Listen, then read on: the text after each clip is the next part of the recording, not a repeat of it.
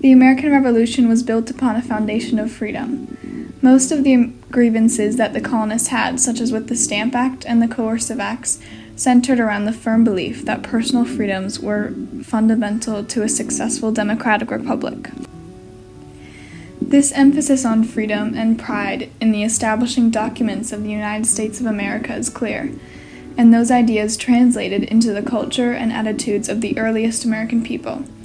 As American culture continued to develop and change, a unique American identity continued to develop. Walt Whitman, by breaking out of the rules of literature established mostly by European writers and setting off to define American literature for itself, created and fostered an American identity that valued pride, hard work, and individualism.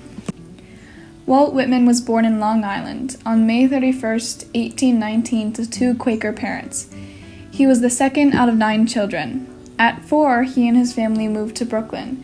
His family's economic status was quite low, which led him to later describe his childhood as quite unhappy. At the age of 11, he concluded formal schooling and entered the workforce to help his family financially. Whitman decided to enter the press business, working for the Long Island weekly newspaper The Patriot, and later the Long Island Star. He published some of his earliest poetry in the New York Mirror.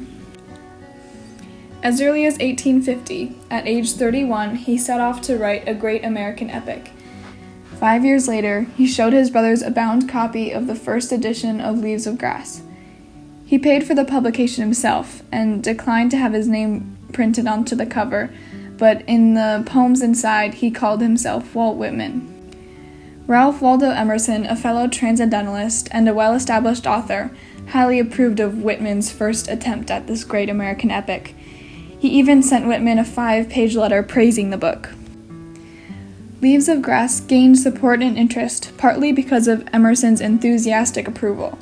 Even though Whitman gained ample support, some still criticized his poetry because of its obscene content, particularly the overtly sexual themes.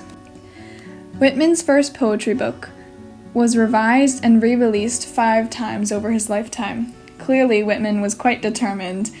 Between him dropping out of school at 11 to work and his constant revision of one of the most celebrated works of U.S. American literature, it is clear that Whitman was the definition of a hard worker that toiled his way to success, a defining American idea.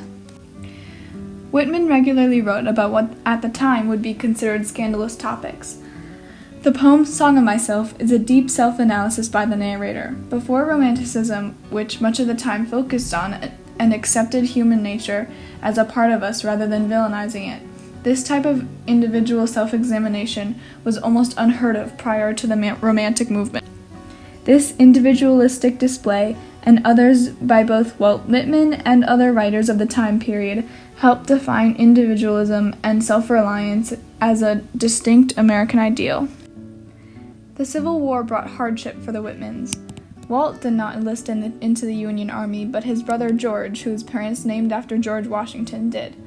At the beginning of the war, Whitman wrote and released a poem called Beat, Beat, Drums.